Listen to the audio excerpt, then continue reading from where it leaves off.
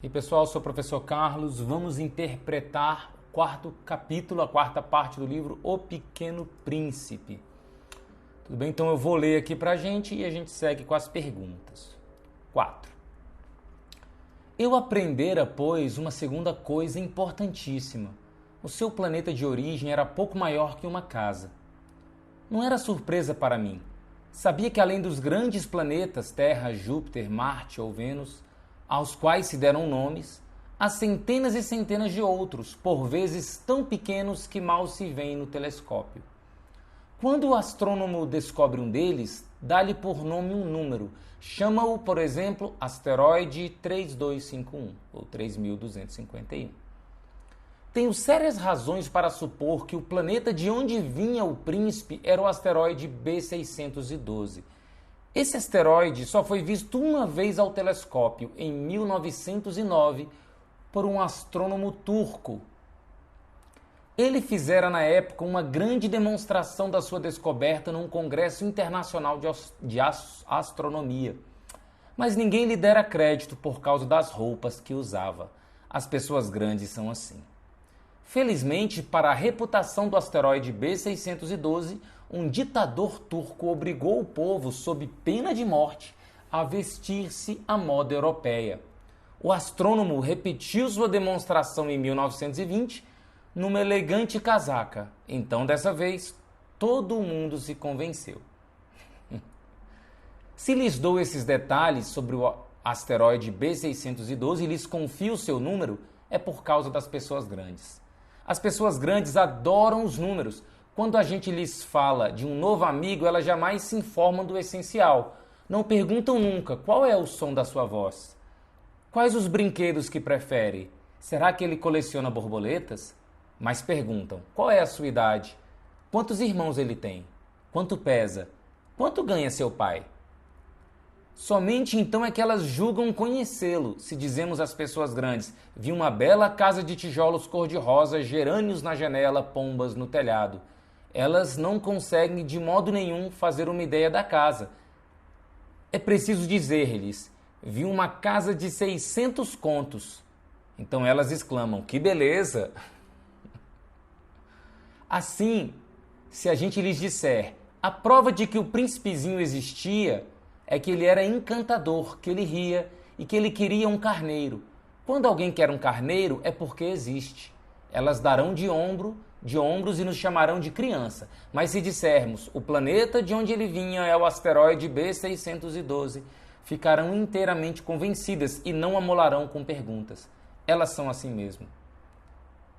É preciso não lhes querer mal por isso. As crianças devem ser muito indulgentes com as pessoas grandes. Mas nós que compreendemos a vida, nós não ligamos aos números. Gostaria de ter começado essa história à moda dos contos de fada. Teria gostado de dizer, era uma vez um pequeno príncipe que habitava um planeta pouco maior que ele e que tinha necessidade de um amigo. Para aqueles que compreendem a vida, isso pareceria sem dúvida muito mais verdadeiro. Porque eu não gosto que leiam meu livro levianamente. Dá-me tanta tristeza narrar essas lembranças. Faz já 6 anos que meu amigo se foi com seu carneiro. Se tento descrevê-lo aqui é justamente porque não o quero esquecer. É triste esquecer um amigo. Nem todo mundo tem amigos. E eu corro o risco de ficar como as pessoas grandes que só se interessam por números. Foi por causa disso que comprei uma caixa de tintas e alguns lápis também.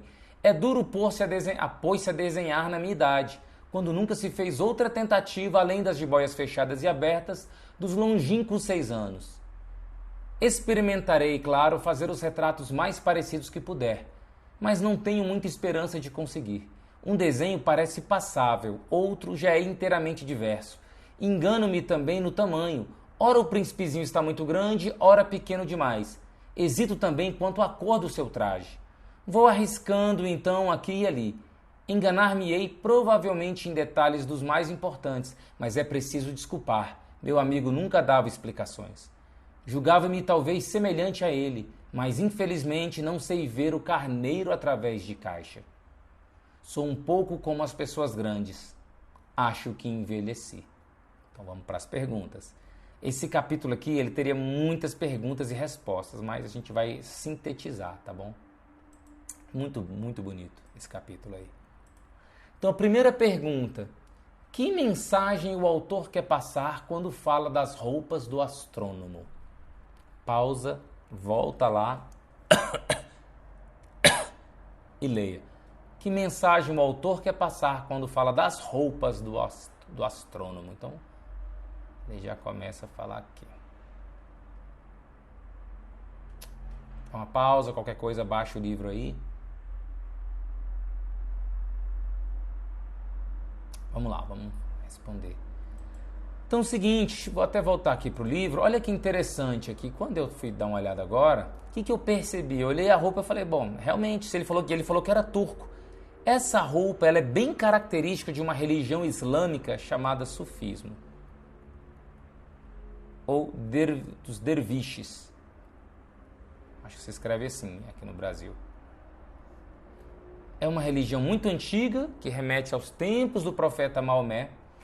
E é uma religião, apesar de ser islâmica, ela é uma das religiões mais abertas do mundo. Essa religião aceita todas as religiões.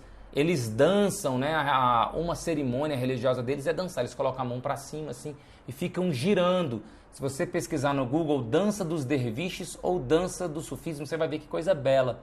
Você vai ver eles com esses chapéus e tal, com umas roupas parecidas. Então aqui ele diz, o astrônomo descobriu um asteroide, mas ele estava com roupas estranhas, que não eram ocidentais. Então as pessoas disseram que o que ele estava falando não é bom, não era correto, né? Então aí ele foi lá com roupas ocidentais e todo mundo falou, realmente o planeta que ele está falando existe, o asteroide. Então, qual a mensagem o autor quer passar quando fala das roupas do astrônomo? Ele quer dizer, na minha cabeça, que os adultos ou pessoas envelhecidas, vamos dizer assim, mentalmente envelhecidas e mentalmente rígidas, não conseguem mais olhar para o conteúdo, apenas para o rótulo. Só conseguem olhar para o rótulo. E quando eu falo adulto, não é um adulto de idade, é a pessoa mentalmente rígida, aquela pessoa que está no trilho, como ele disse, né? Que os adultos só conseguem olhar para o rótulo das coisas. Veja que é a mesma mensagem que tem lá na parte anterior, na 1 ou na 2, ou na 1 ou na 2, que ele fala do desenho da caixa, acho que é a 2. Que ele fez o desenho lá de uma caixa, o autor, né? E falou assim, o seu carneiro tá lá dentro. Ele fez isso mais para se livrar do Pequeno Príncipe, mas o Pequeno Príncipe falou, é essa que eu quero. Ou seja, ele conseguia ver o carneiro dentro, ele conseguia ver as coisas além dos rótulos, além das aparências, ele conseguia ver o essencial, o Pequeno Príncipe, né? Então é a mesma crítica feita agora com palavras numa metáfora diferente, falando do astrônomo. Tá bom? Porque às vezes você não pegou a mensagem ali, você pega aqui. É um livro clássico mesmo, né? Então, olha só, qual é a crítica feita aos adultos? Pausa, dá uma olhada lá. Então, tem aqui, né? Pausa, dá uma olhada na internet nesse livro, esse livro é gratuito, e me responde aí. Se precisar aí, um pouco mais.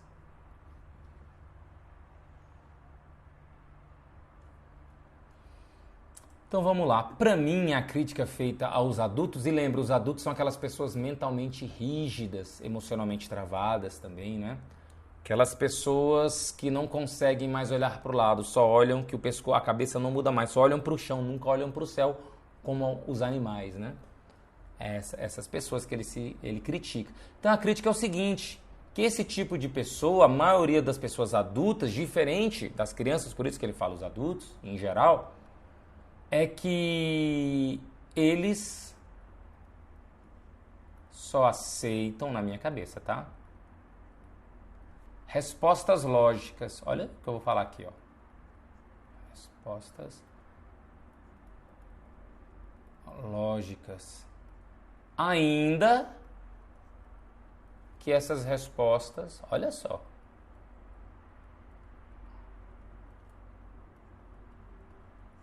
que essas respostas não respondam as perguntas. Mas são lógicas, opa, ele usou lógica. Ou falou difícil. Não é assim? Nós não somos assim? Que essas respostas não respondam às perguntas. Às vezes, para responder uma pergunta, você não vai responder de maneira lógica. Nem toda pergunta pede uma resposta totalmente lógica, ou com palavras difíceis, ou uma pergunta difícil. Parece que quanto mais difícil de entender, você não entendendo nada, mais você aceita aquilo como resposta. Então ele fala no livro, tem momentos, esse capítulo é muito bonito, quando ele fala de quanto ganha seu pai, tá, ele fala do amigo, olha só. Quando ele fala da voz, ninguém pergunta assim, qual é o som da sua voz? Quais os brinquedos que prefere? Será que coleciona borboletas? Não, querem saber agora só coisas objetivas. Então estão presos, só aceitam respostas lógicas, ainda que essas respostas não respondam às perguntas. Perderam a subjetividade.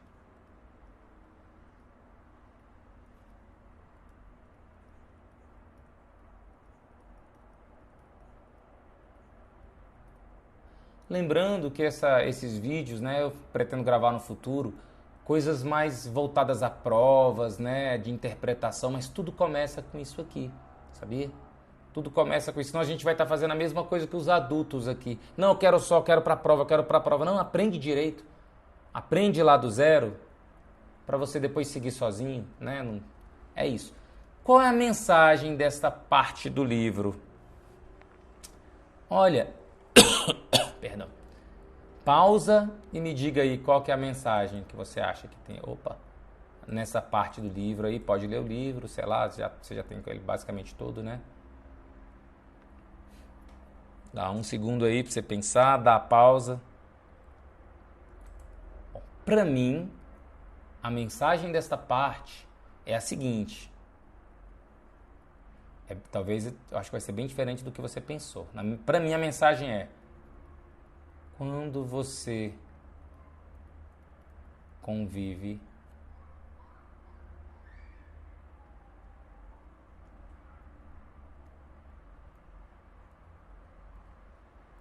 com as pessoas à sua volta,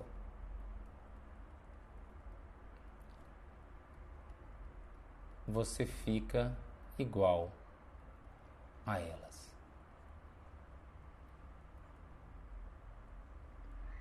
Né? Vou explicar o que eu quero dizer. Assim, parece que as coisas passam por radiação. As pessoas às vezes são muito inteligentes, têm muito conhecimento, mas o que a gente aprende com as pessoas é aquilo que elas irradiam pra gente. Então, por que eu falo isso? Ele dá aqui alguns sinais.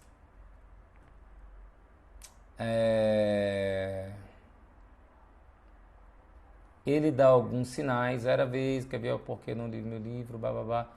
Ele começa a criticar as pessoas adultas.